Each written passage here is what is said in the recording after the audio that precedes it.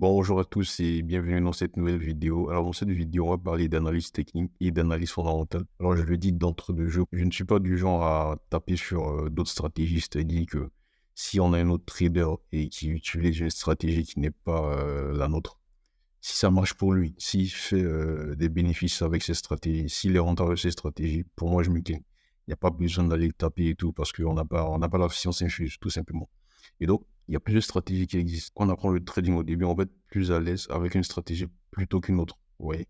Et ces stratégies, elles sont nombreuses. Et donc, si on se sent en accord avec ces stratégies et que cette stratégie est prouvée et elle est rentable, pour moi, il n'y a pas de problème. Et donc, je le dis d'entre les jeux pour moi, on ne doit pas opposer technique et fondamentale. Pour moi, les deux sont indispensables et on va développer ça dans cette vidéo. Mais avant de continuer, n'oublie pas de liker, de t'abonner, ça fait plaisir et ça donne la force pour continuer les vidéos. Et donc ici, vous avez un graphique avec différentes devises ici qui représente un peu les positions des gros intervenants sur le marché. Voilà, c'est-à-dire avec ce graphique, on voit les devises qui sont achetées massivement et vendues massivement par les intervenants du marché, par les gros intervenants du marché, parce que c'est eux qui font bouger les marchés. Et donc d'abord, on va parler du Forex. En fait, le Forex, en fait, simple, qu'est-ce que c'est?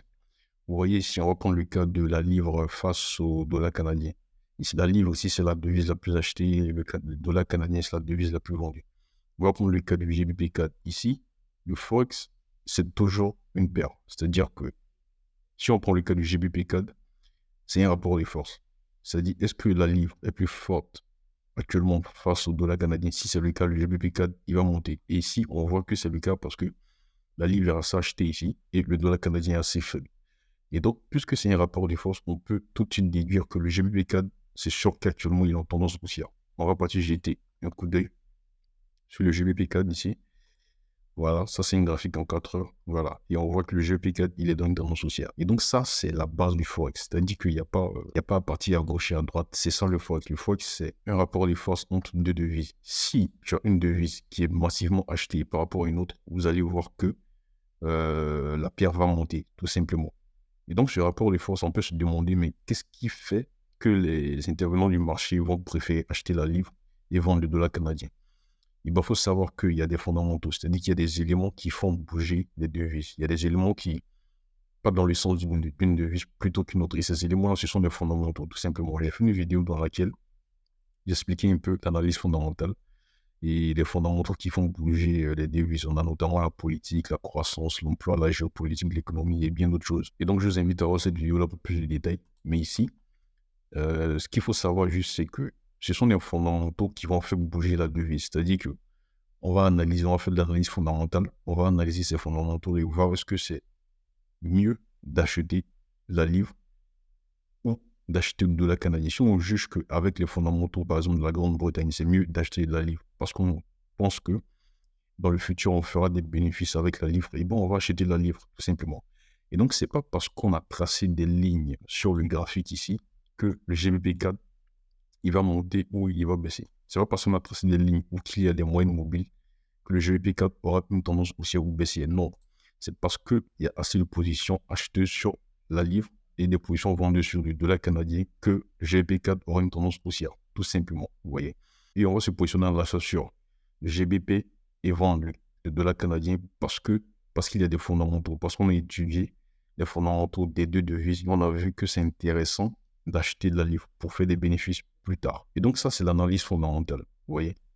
Maintenant, quand on parle de technique, le technique, comme vous le savez sans doute, même si le GP4 il est en tendance haussière, on ne va pas monter indéfiniment parce que c'est un rapport de force. Vous voyez, ça va monter, ça va descendre un peu, ça va monter, ça va descendre un peu. Et donc quand ça va monter, descendre un peu, il y aura des niveaux qu'on va tracer pour potentiellement affiner nos points d'entrée. Vous voyez. Et donc, pour moi, l'analyse technique me permet d'affiner mes points d'entrée, tout simplement. Je vais prendre un exemple simple ici. Si je suis aussi sur le GBP4, ici, par exemple, on a vu qu'on a cassé ici ce niveau-là et on a retesté ici.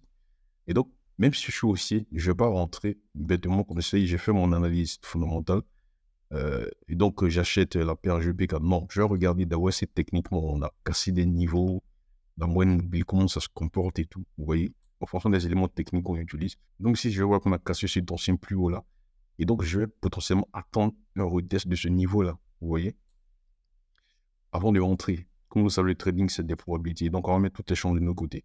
Donc, quand j'ai vu qu'on a cassé ce ancien plus haut là, qu'on a retesté, Voilà, avec un bon rejet. Là, je vais peut-être rentrer maintenant parce que le fondamental, le technique ici se rencontrent. Et donc, je vais rentrer maintenant pour potentiellement faire des bénéfices plus tard.